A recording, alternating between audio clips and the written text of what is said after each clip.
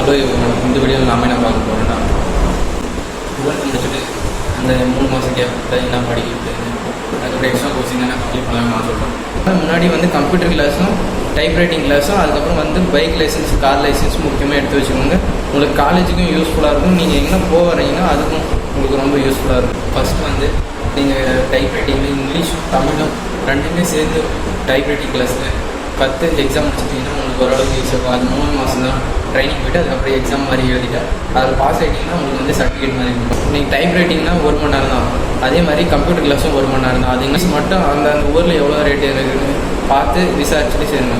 அதுக்கப்புறம் வந்து முக்கியமாக வந்து 18 வயசு ஆகிருந்துச்சுன்னா நீங்கள் முக்கியமாக எடுக்க வேண்டியது பைக் லைசன்ஸு, கார் லைசன்ஸ் ஒரே மட்டும் எடுத்திங்கன்னா ஓரளவுக்கு ரேட்டும் கம்மியாக இருக்கும். அதே மாதிரி இப்போ நீங்கள் இந்த கேப்பில் எடுத்துக்கினா மட்டும்தான் லைசன்ஸ். அதுக்கப்புறம் திருப்பி காலேஜெல்லாம் போய் சேர்ந்துட்டிங்கன்னா காலேஜ் முடிக்கிற வரையும் 4 வருஷம் கம்ப்ளீட் பண்ணுற வரையும் உங்களால் எதுவுமே